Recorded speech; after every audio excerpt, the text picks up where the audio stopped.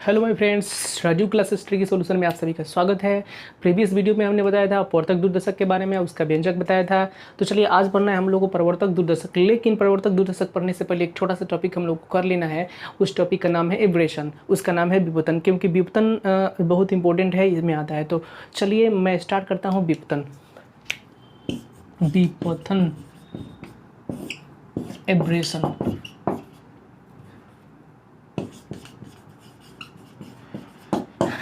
चलिए स्टूडेंट, विपतन क्या है? विपतन यहाँ पर चित्र के मदद से हम ज़्यादा समझा पाएंगे आपको। देखिए यहाँ पर ध्यान से समझिएगा। अगर कोई वस्तु यहाँ पर रखी गई है, उसे चलने वाली प्रकाश की किरण लेंस से गुजरने के बाद एक बिंदु पर ना हो फोकसित होकर दो बिंदुओं पर फोकसित होता है। फोकस नंबर ये हो गया, फोकस नंबर क्या हो गया, बी हो गया।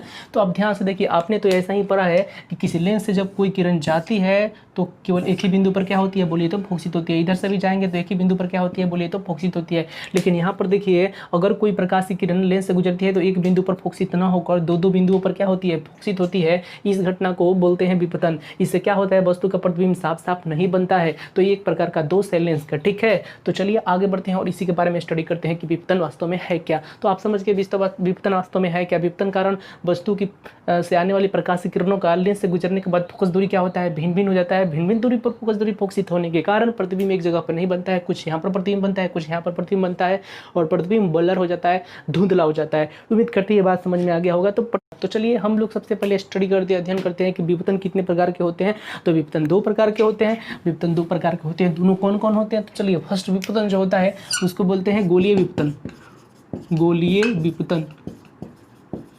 सेकेंड जो होता है विपतन होता है वर्ण विपतन, वर्ण विपतन। अच्छी तरह से आप समझ रहे हैं। चलिए, गोलीय विपतन, स्फेरिकल, एब्रेशन, क्रोमैटिक, इसको बोलते हैं क्रोमैटिक एब्रेशन। तो चलिए स्टूडेंट, सबसे पहली बात है कि गोलीय विपतन है क्या। गोलीय विपतन को समझना चाहिए, ठीक है। तो देखिए, ये भी कुछ नहीं है, सिंपल एक बात है। गोलीय विपतन देखिए यहाँ पर समझिए, यहाँ पर ये है जो किरण सेंटर से होकर गुजरने वाली काल्पनिक किरण जो होती है, जो दोनों लेंस को फोकस दूरी से होकर गुजरती है, उसको बोलते हैं प्रिंसिपल एक्सिस, प्रधान अक्ष बोलते हैं। ये आपको अच्छी तरह से पता है, ठीक है। जो किरणें इसी के समानांतर गुजरती हैं उसको बोलते हैं मुख्य अक्ष के समानांतर किरणें, चाहे इसको इंग्लिश में बोलते हैं पैरा एक्सियल किरणें, पैरा एक्सियल रेज इनको बोला जाता है। जो किरणें दूर से होकर गुजरती हैं, वर्टिक्स से होकर गुजरती हैं लेंस के, तो उसको बोलते हैं मार्जिनल किरणें, मार्जिनल रेज कहते हैं, मतलब उसको दूर वाली किरणें बोलते हैं, ठीक है। तो अब ध्यान से देखिएगा, जो किरणें वर्टिक्स से होकर गुजरती हैं उनका अपवर्तन क्या होता है बोलिए तो ज़्यादा होता है। ज़्यादा होने के कारण उनकी फोकस दूरी क्या बन जाती है, ए बिंदु पर बन जाती है। जो किरणें पैराक्सियल किरणें होती है, जो किरणें मुख्य अक्ष के आसपास में होती हैं, उनका अपवर्तन लेंस से क्या होता है बोलिए तो कम होता है, जिसके कारण वो दूर जाके कटती हैं। ये दूर कट रही हैं। तो आप देख रहे हैं कि दो फोकस दूरियां बन रही है, एक ए पर बन रहा है, एक कहाँ पर बन रहा है बोलिए तो बी पर बन रहा है। तो दो फोकस दूरियां का बनना, अभी हम आपको बताए हैं कि गोलीय विपतन में क्या होता है, फोकस दूरी एक ना बन के दो बनने लगती है, जिसके कारण वस्तु का प्रतिबिंब साफ साफ नहीं बनता है। अब किसी वस्तु को यहाँ पर इसके बीच में एक स्क्रीन रखते हैं तो वस्तु का प्रतिबिंब कैसा दिखाई देने लगता है, गोलीय स्पॉट की तरह दिखाई देने लगता है। तो गोलीय स्पॉट की तरह दिखने लगता है, वस्तु का प्रतिबिंब साफ साफ नहीं दिखता है। इसलिए हम इसको बोलते हैं कि ये कौन सा दोष है बोलिए तो गोलीय विपतन है। तो आप समझ गए कि वास्तव में होता क्या है। सबसे पहले बात समझिए कि लेंस से कुछ दूरी पर किसी वस्तु को रखा जाता है, तो उससे गुजरने के बाद में, लेंस से गुजरने के बाद में किरणों का सभी किरणें एक बिंदु पर नहीं कटती हैं, और कुछ किरणें दूर कटती हैं, कुछ किरणें नज़दीक कटती हैं, जिस कारण वस्तु का प्रतिबिंब धुंधला बनता है। इसे बोलते हैं गोलीय विपतन। तो देखिए वास्तव में हुआ क्यों है, ध्यान दीजिएगा। आप यहाँ पे फोकस कीजिएगा, यहाँ पे किरण का अपवर्तन क्या हुआ है बोलिए तो ज़्यादा हुआ है। जो वर्टेक्स पे किरणें होती है उनका अपवर्तन ज़्यादा होता है। जैसे जैसे आप नीचे आएंगे अपवर्तन घटता जाएगा और यहाँ पर अपवर्तन शून्य हो जाएगा। तो जैसे नज़दीक आएंगे, जैसे यहाँ पर अपवर्तन किरण का बोलिए तो बहुत ज़्यादा हो गया, लेकिन यहाँ पर अपवर्तन क्या हो गया, कम हो गया। तो यही बात हमको समझना है कि जो वर्टेक्स पे किरणें होती हैं उनका अपवर्तन बहुत ज़्यादा होता है, उनमें विचलन का मान ज़्यादा होता है। तो अपवर्तन ज़्यादा होगा तभी तो विचलन ज़्यादा होगा। तो ज़्यादा विचलन के कारण फोकस दूरी पास हो जाती है, और जो पैराक्सियल किरणें होती है, मुख्य अक्ष के समानांतर जो किरणें होती हैं, उनका जो अपवर्तन होता है बहुत कम होता है। अपवर्तन कम होने के कारण उनका विचलन भी किरणों का कम होता है, वे दूर जाके फोकस दूरी काटती हैं, ठीक है, दूर फोकस दूरी उनके कारण बनने लगता है। इस प्रकार दो फोकस दूरियां बनता है। तो इसी तरह दो फोकस दूरी बनने की घटना को ही क्या बोला जाता है, विवर्तन बोला जाता है, जिससे वस्तु का प्रतिबिंब बलर बनता है। उम्मीद करते हैं ये बात आपको अच्छी तरह से समझ में आई होगी। अगर देखिए इसको दूर करना है तो इसकी द्वारा को क्या कर देंगे, घटा देंगे, छोटा कर देंगे, तो उसका गोली विवर्तन का दोष क्या हो जाएगा, दूर हो जाएगा। उम्मीद करते हैं ये बात आपको अच्छी तरह से समझ में आई होगी। तो चलिए यहाँ पर ये बात तो हो गया। अब देखिए यहाँ पर वर्ण विवर्तन को थोड़ा सा यही पास में ही समझ लेते हैं। देखिए वर्ण विवर्तन क्या है समझ लीजिए। इसमें भी दो फोकस दूरी बनता है, क्योंकि जहाँ विवर्तन लगाओ तो समझ लीजिए कि फोकस दूरी एक नहीं बनेगा, फोकस दूरी कितना बनेगा बोलिए तो दो बनेगा। तो जब भी विवर्तन देखिए फोकस दूरी दो अपने से समझ लीजिए, जिसमें वस्तु का प्रतिबिंब साफ साफ नहीं बनेगा, बलर बनेगा।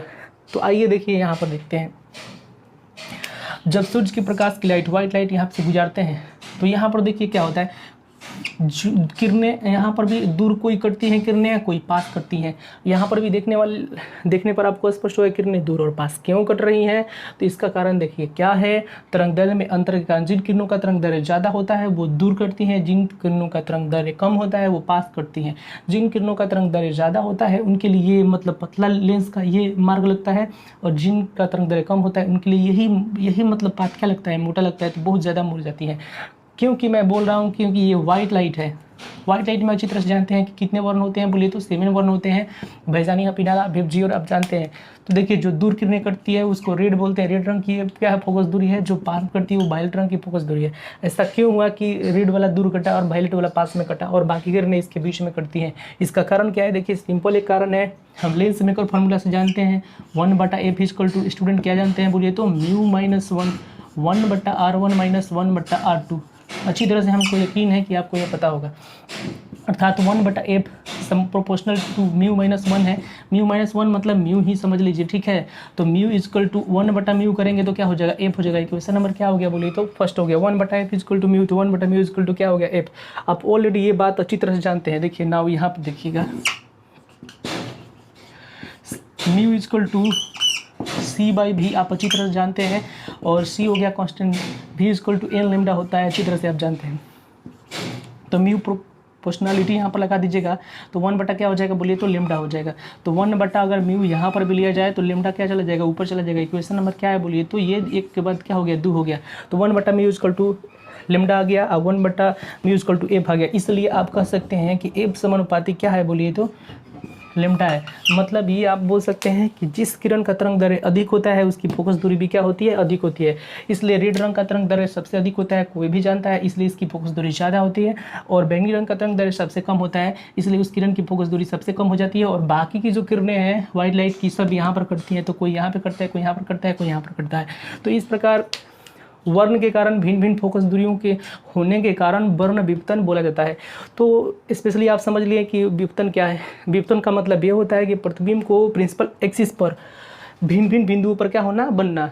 चाहे ऐसे बोल सकते हैं कि किरणों को भिन्न भिन्न दूरियों पर फोकसित होने की घटना को क्या बोलते हैं, विवर्तन बोलते हैं। विवर्तन कितने प्रकार के होते हैं, विवर्तन 2 प्रकार के होते हैं। गोलीय विवर्तन होता है, दूसरा क्या होता है बोलिए तो वर्ण विवर्तन होता है। तो गोलीय विवर्तन क्या होता है, गोलीय विवर्तन लेंस में वक्रता के कारण, लेंस के वक्रता के कारण उत्पन्न होता है, और इसमें वस्तु का प्रतिबिंब एक गोलीय स्पॉट की तरह बनता है, और दो फोकस दूरियों के बीच में जब स्क्रीन रखते हैं तो इसको बोलते हैं गोलीय विवर्तन बोलते हैं। और सब सूर्य की प्रकाश की किरणें किसी लेंस से होकर गुजरती हैं तो उनमें 7 वर्ण होते हैं। तो जिस वर्ण का तरंग दैर्ध्य ज़्यादा होता है वो किरणें दूर करती हैं, जिस वर्ण का तरंग दैर्ध्य कम होता है वो किरणें पास करती हैं। इस प्रकार कुछ प्रतिबिंब का भाग यहाँ पर बनता है, कुछ यहाँ पर भी बनता है, जिससे प्रतिबिंब ब्लर बन जाता है, धुंधला बन जाता है, और प्रतिबिंब साफ साफ नहीं दिखाई देता है। तो विवर्तन एक प्रकार का दोष है, याद रखिएगा। भिन्न भिन्न दूरियों पर फोकसित होने की घटना को क्या बोलते हैं बोलिए, विवर्तन बोलते हैं। उम्मीद करते हैं कि ये बात आपको अच्छी तरह समझ में आई होगी। तो शेयर कीजिए अपने दोस्तों में और सब्सक्राइब कीजिए मेरे चैनल को। Thank you.